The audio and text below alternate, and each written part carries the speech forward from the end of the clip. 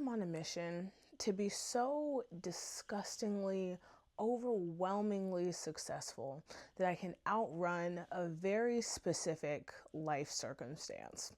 And from here on out, I will just be referring to this life circumstance as the thing, just scary, ooh, the thing. All of us have a thing, right? Not sure what it is for you. It could be financial trouble. It could be a strained relationship with a family member. It could be a health condition. It could be the fact that your car broke down yesterday. Okay, I don't know what it is for you, but for me, I know that I have very little, if any, control over this thing. And right now, I am grabbing life, life by the horns, and I've decided that I'm going to go 110% in every other aspect of my life. Okay. Part of it is spite. Part of it is wanting to look back in 1, 2, 3, 4, 5 years from now and think, wow, I was going through the thing and I was still able to accomplish so much. I was still able to save this much money. I was still able to move into a new place. I was still able to travel. I was still able to be the best daughter and friend. I was still able to have the biggest impact on my community and my congregation. I was still able to spend all this time in my ministry and be effective. I was still able to be disciplined and consistent when it came to the gym and my eating and my overall health. That's my goal right now.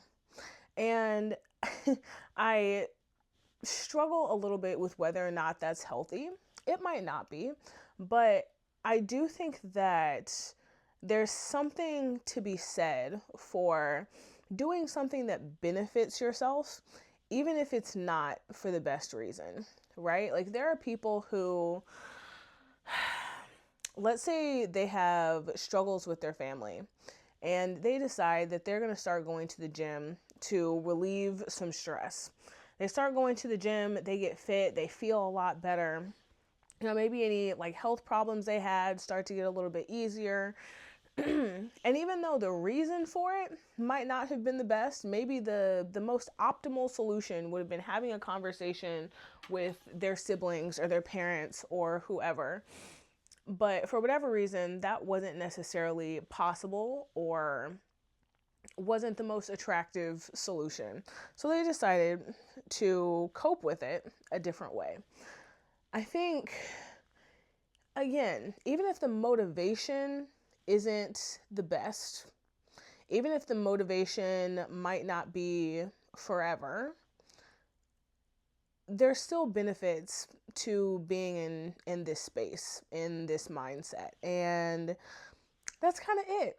This is how I'm coping with my situation. If you've seen any of my previous videos, you know how many goals I have. I feel like I'm setting a new goal every couple of weeks.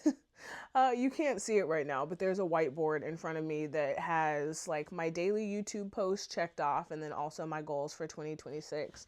And this is how I'm coping. If I distract myself enough, if I get to the point where I'm so disgustingly, I don't want to say perfect, but just the best version of myself,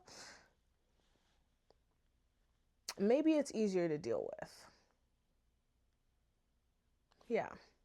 And I'm not necessarily sure what that looks like for you. You probably have a much healthier way of dealing with your problems. I'm not quite there yet, or at least not at this stage of my life. But what I can say is that I'm really proud of where I am right now, even though it's not ideal necessarily.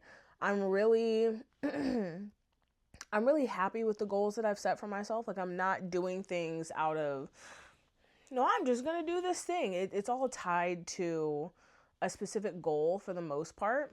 Each of my goals is tied to like a bigger goal. I hope that makes sense. Yeah. So that's it. I don't know. I want to be a version of myself that is like greater than my wildest dreams. You know, it's bigger than anything I could have imagined for myself. And it's so interesting being in the middle of it. But I'm going to stop yapping and I will see y'all tomorrow. Bye.